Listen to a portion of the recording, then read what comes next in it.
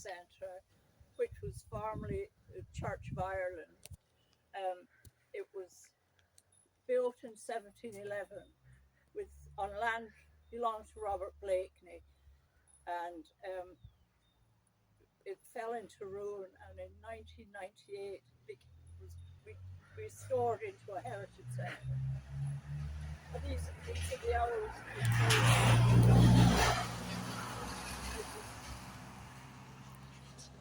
Called St. Paul's Church of Ireland in 1711, and it was a church here until 1930s, and then it was in ruin, and then in 1998 it was restored into a heritage centre with all the heritage history of Castleblakeney and the surrounding areas, and the history of the O'Kellys, the Castleblakeney and the Blakeney family, and all the other people in Castleblakeney and around.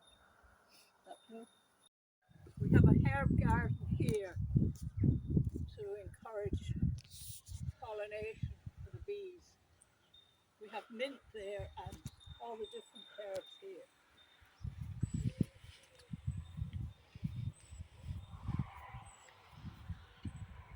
Tissue.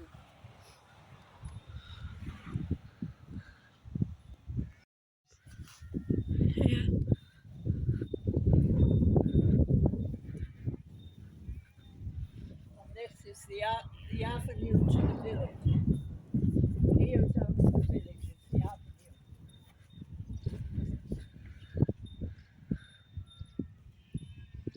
It was planted in 1998. We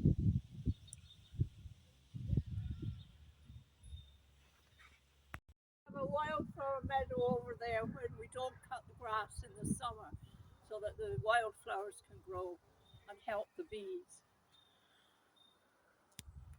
These are all the graves of the people who were members of the church here, and they're all buried around the back of the church. This is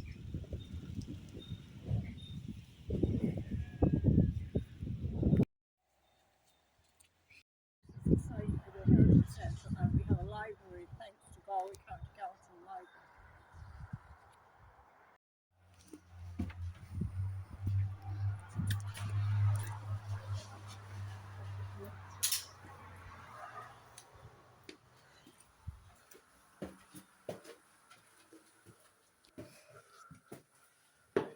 Now you're all very welcome into the main part of the Heritage Centre. And here we have Mary Ann Taylor, who was born in the course Castleblakeney in 1835, and she went to Australia in 1852 on the ship called the Palestine, with 35 other girls and many families, to Fremantle in Australia. And she died in 1926, never to come back to Ireland. But her family have been back many times to visit. And this is her trunk, the kind of trunk she would have had going to Australia. On a Wednesday at 11 a.m. we have children's summer workshop, or the Summer Stars it's called, for children to come and try and read 8 books over the summer months and encourage them in their reading. And the libraries provided us with books and bags for the children to hold the books when they call. We've had 16 children so far this month.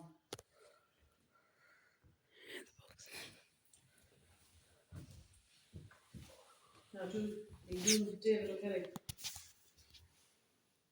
of departure on the ship the Palestine in November 1852. All the names of the people, there were over 300 on the ship going to Australia. There were 36 girls from the course Castleblakeney on the ship.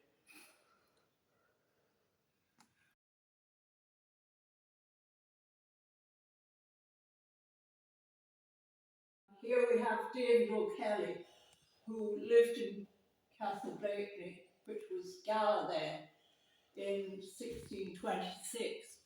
And he was one of the ones whom Cromwell sent to America. And when he was in America, he became a Quaker. He married a Quaker in America, and all his history is here on the screen here. And his family has come back from America a few times. So he's dressed as a Quaker here in the costume, which was made up in Enniskillen by Gordon Johnson. Yep. This is the story of the O'Kelly Castle, and a poem that was written at the time of the O'Kellys living on the hill in Castleblakeney in Cruislawn, but it was Gallery Kelly at one time.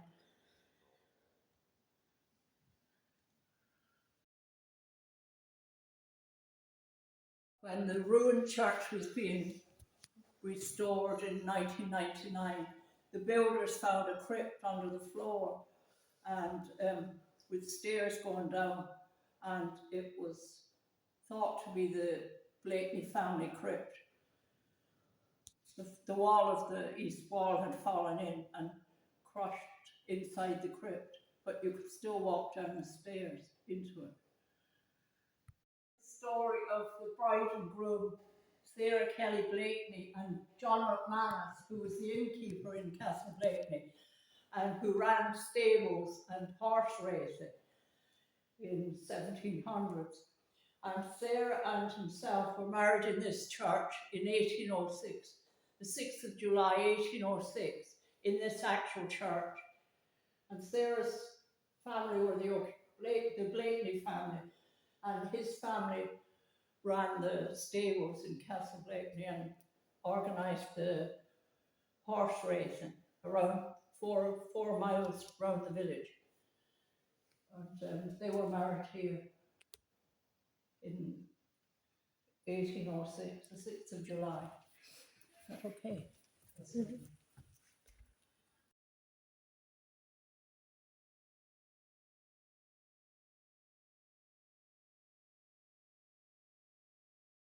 History of the Gala Bog Body, which was found in Gala, Castleblakeney in 1821. Radioactive analysis of the body dates to 2040 years old, indicating it belonged to the Iron Age between 470 and 120 BC. The body of a young male lay in the peaky depths. The body was clothed in a deerskin cape which extended as far as the knees. It lay on its left side, slightly flexed at the waist and knees, and the cape was tied at the neck with a band of willow rods. At each side of the body, a wooden stake was placed at an angle. Each post was about 2 meters long and pointed, apparently with a hatchet. The body was reburied and dug up several times to show people, and it was not until 1829 that it finally was removed from the bog and presented to the National Museum in Dublin. It's there that it can be seen in Kildare Street now. He was found in the bottoms of the O'Kelly land behind the hill, which is known as Cruislawn, and where the Castle Gala, the castle belonged to the O'Kellys, was at one time built. Exactly. This is the history about the Gala Bog. Yeah. Will I take this?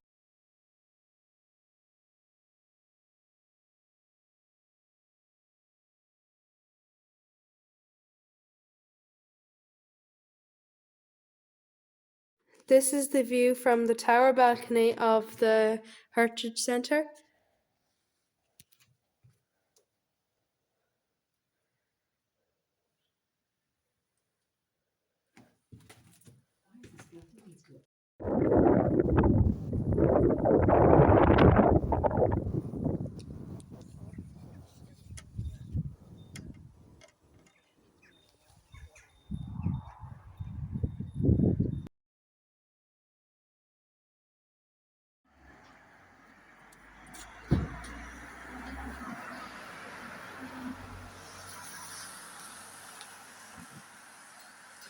Yeah. Here and Moses and Power. Oh, yeah. This is the avenue up to the church. It used to be horses and tracks that went up here to the church. Over the years. Now, here we are. This is the right of way and the avenue.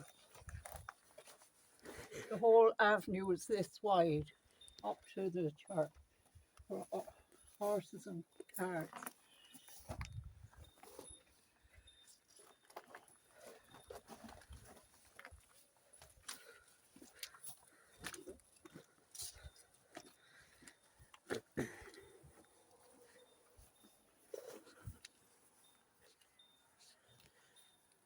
Good.